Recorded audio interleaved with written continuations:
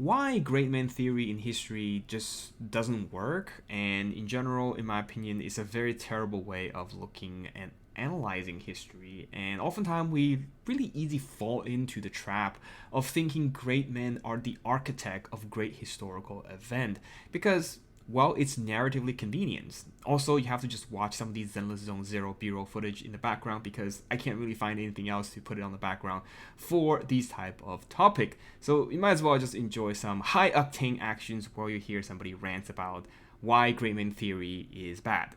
So first things is that let's use two historical examples that everybody pretty sure have heard of this, right? Napoleon and Hitler. So let's go with Napoleon first, right? So oftentimes we like to think that the Napoleonic era is named after Napoleon, and you'll be right. Napoleon was pretty important during that particular period of time, and he was very instrumental and influential in a lot of great historical events. But unfortunately, history is not something that was orchestrated by Napoleon alone, nor was he the first person or the original guy who came up with the idea. He was merely at a very interesting period where he sees a historical opportunity to make a name out for himself, right? Now, obviously, I'm not here to say that, oh, he's selfish or anything like that. No, what I mean by made a name for himself with seizing historical opportunity is that think for 1 second, what were the conditions allowed Napoleon to rise into power? Was Napoleon the one that orchestrated the French Revolution that prior to Napoleonic rise to power? No. Was Napoleon the one that orchestrated the dissatisfactions with the revolutionary provisional government after the revolution? No, Napoleon did not orchestrate any of these events. These events happened independently of Napoleon. Well, this isn't to say Napoleon had no planning whatsoever into his rise to power, but his rise to power itself was a historical condition that happened independent of him. Thus, you cannot really say that the Napoleonic era was the result of Napoleon's genius architectural planning where he put himself into this position of power. He seized the opportunity that presented in front of him. He planned around what is available, what is presented to him, but those opportunity was not his doing.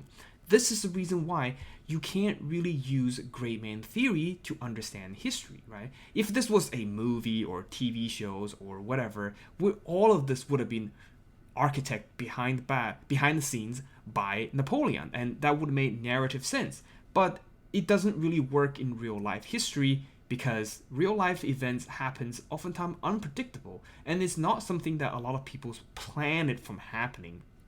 People's plan according to situation changes, but the situation that happens oftentimes is a current that happens.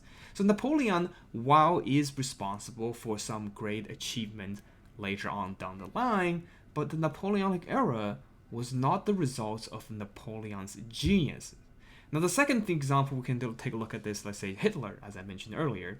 So, yes, this probably is a very negative example, and oftentimes we like to attribute that Hitler is the grand architect of all the horror and terrible things that happened during World War II.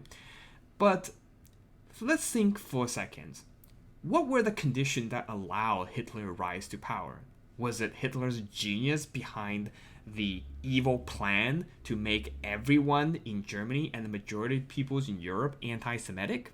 To create the perfect environment for Hitler's rhetoric to work? No, he did not do that. The anti-Semitic environment was already present prior to the rise of Hitler. In fact, Hitler was a product of the environment. Hitler wouldn't become an anti-Semitic if anti-Semitism wasn't already widespread prevalent in Europe at the time when Hitler was alive, right?